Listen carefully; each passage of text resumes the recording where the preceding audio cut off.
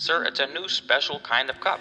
No. The cup. Do It's not gaslight cup, me with sir. galactic protocol. I don't care about the quantum resonance of the Sir. cup. I don't care if it's forged from crystalline tears of Nephilim. But What it I is. care about, what I'm trying to wrap this third-dimensional brain around, is why the coffee inside my cup tastes like the emotional aftermath of a failed group project. Sir, I don't know how to get the proper ratio of water to beans. It's not my fault. Last time I tried, I opened up a portal to enter Saturn. Dave hasn't been the same since. Dave hasn't been the same since he got done messing around with those Pleiadian succubi. I don't care about Dave, I care about the coffee. So should I cancel your date with the Pleiadians? No. Sir, Hold on. Sir? Hold on. The Pleiadians? Hold on. Sir? They're here. Sir? They're here early. Uh, There is a force more subtle than gravity, more binding than time itself. Desire. It calls to us, shapes us, pulls at the edges of who we believe we are. But hear this. Desire is not your enemy. It is the forgetting that is the danger. The moment you believe you are the thing you seek, you lose sight of the one who was seeking. You were never the longing, you are the light behind it. Tonight, we will not chase answers. We will stand still and let the questions find us. Can you hold desire without it holding you? Can you reach without losing the hand that reaches? This is not a puzzle to solve. It is a truth to remember. Greetings, Earthlings. It is I, Keith, your local Arcturian representative. Keith, Pleiadians. Have you ever wondered why spirituality teaches detachment, but also happens to be one of the biggest genres focused on trying to manifest things?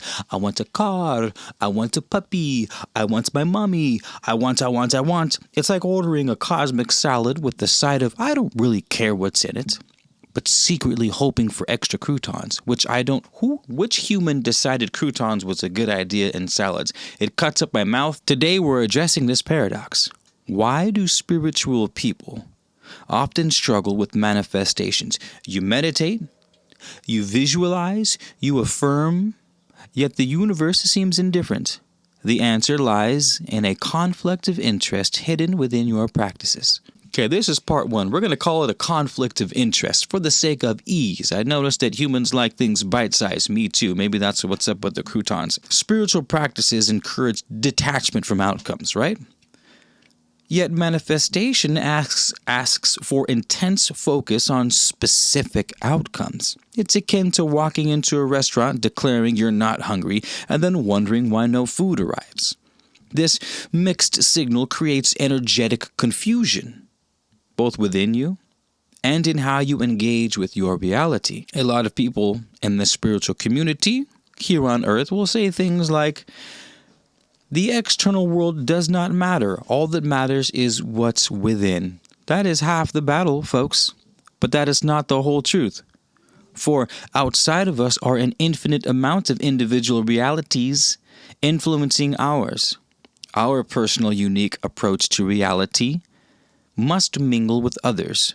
This is how we exist upon that which resists us. Okay. The wholeness paradox says that spirituality teaches us to become whole, complete, and content within ourselves. Manifestation, on the other hand, thrives, as you might know, on desire. The energetic impulse to create or attract something beyond the present moment. Here lies the paradox. When you are truly whole, you don't need anything.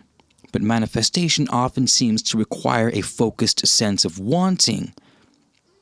It's like trying to start a fire with wet wood. How is it that the spiritual community can have so much content online? Humans have so much content in their blogs and in their Instagrams and in their MySpaces. Whatever happened to MySpace? That was actually why I wanted to get sent to Earth in the first place. I loved MySpace. Anywho, so this moves on to our next part. The I don't care, but I do. This is the silliest things. I'm telling you, we discovered this on Arcturus eons ago. Humans do this thing where they pretend like they don't care about things when deep down they really do. They'll be at home meditating for hours on a new car or a new house, and then they will turn around and say, I don't need anything, I am whole. This is what we will try to reconcile in this video for you earthlings. Heed thou my words. Many spiritual practitioners oscillate between claiming that they don't need anything while secretly hoping their manifestations come true. This emotional tug of war dilutes the clarity and potency needed for effective manifestations. I want to hug your face. Can I hug it? So let's reconcile this silly little juxtaposition. I really like that word, juxtaposition. It's one of my favorite words. Juxtaposition. This is our first part. We're going to call it desire without anchoring your identity to the desire. This might be the most important thing. If you get anything from this here video, let it be this. Desire without anchoring your identity to the desire itself. The key isn't to eliminate desire, but to relate to it differently. Desire can exist without defining who you are. In fact, it shouldn't. In fact, it is to your detriment to define who you are as your desire.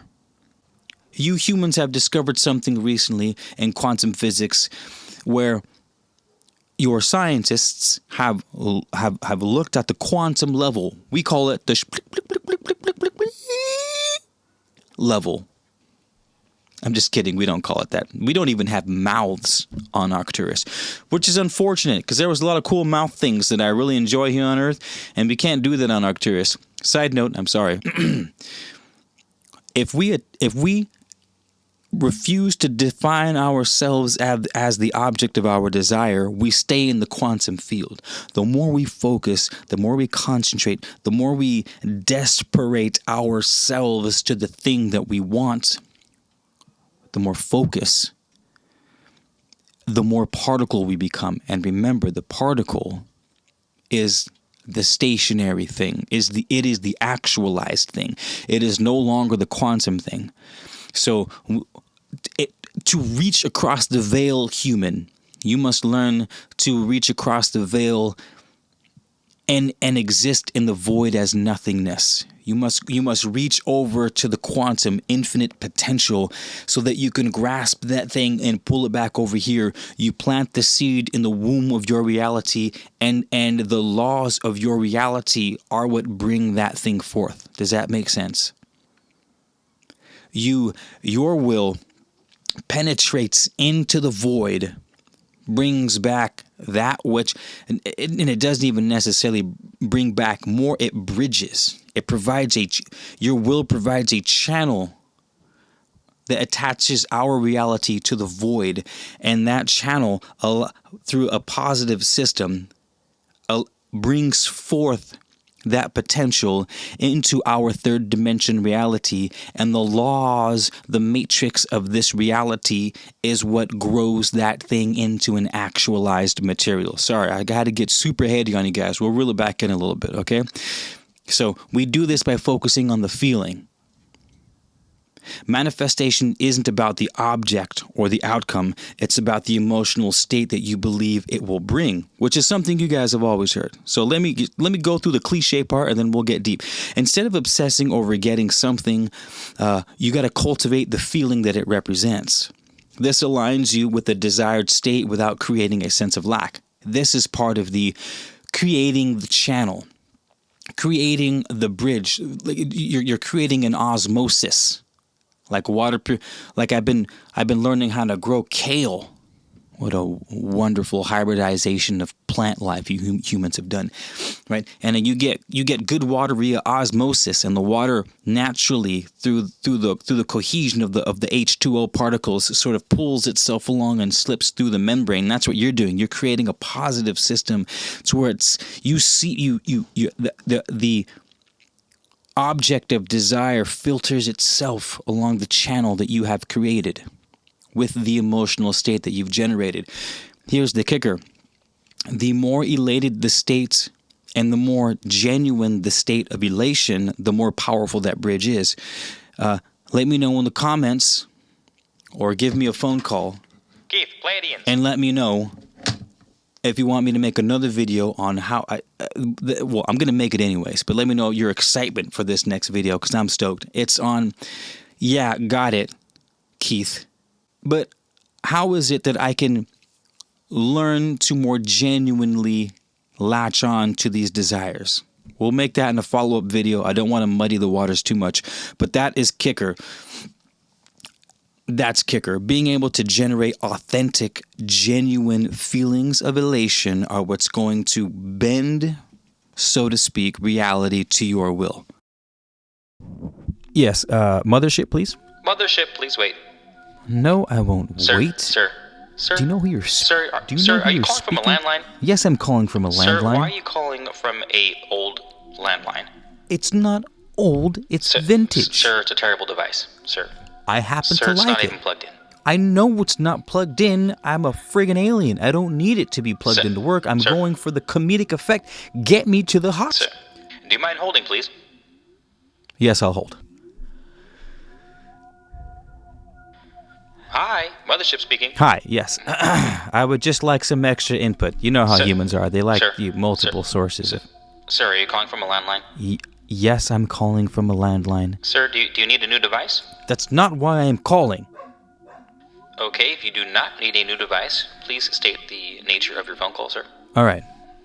I'm calling. Basically, you have humans, right? I don't like humans. I don't know where they got this crazy idea from, but they believe Probably that Dave. in order to Dave get has things that terrible you ideas. want, you can't want them.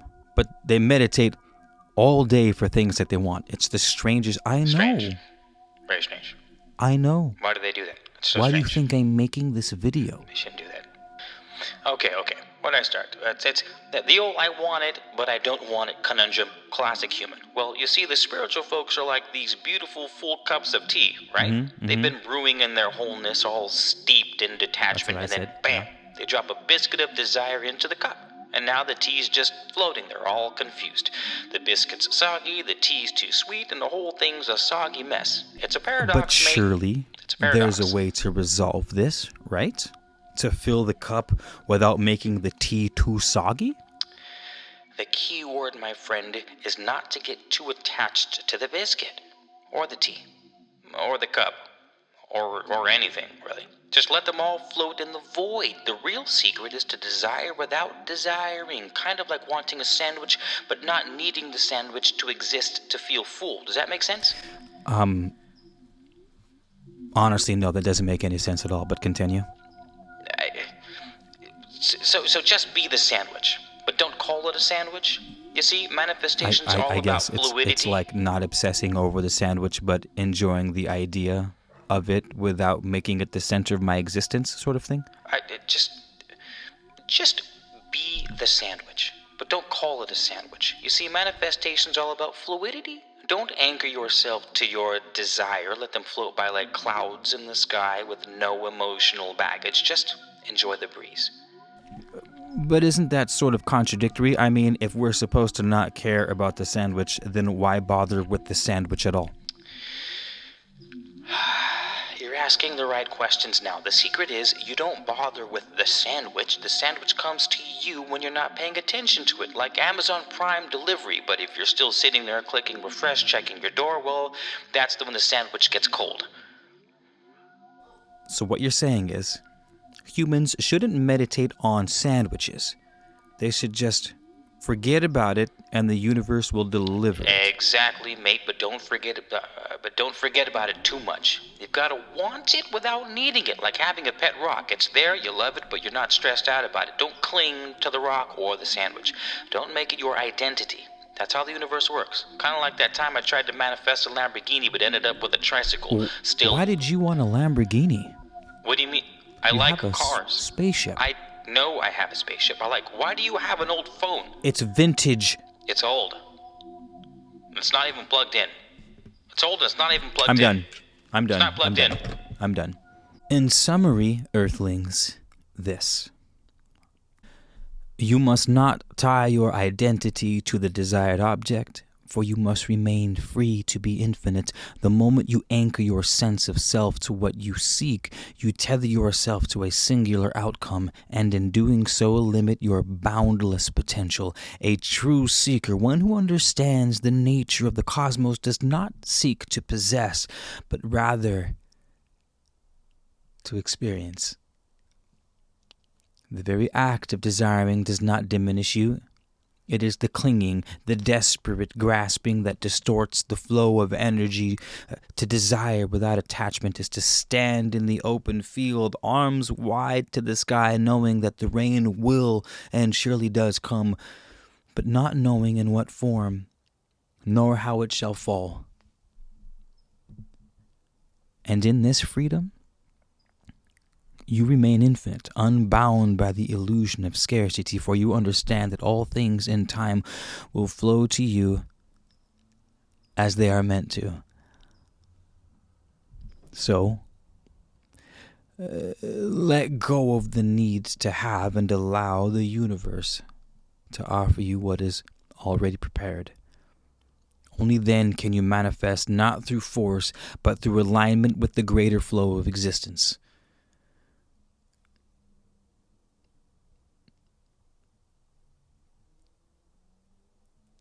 And for the love of God, stop ordering croutons on your salad.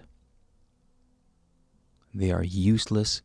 They're either too crunchy or they're too soggy. There's no middle ground with croutons. There's no middle ground. My name is Keith, the Arcturian, and I will not Pleiadians. now. Pleiadians. And I hope that I will see you guys in another video soon. Like and subscribe if you enjoyed the content, Earthlings, and we will see you next time.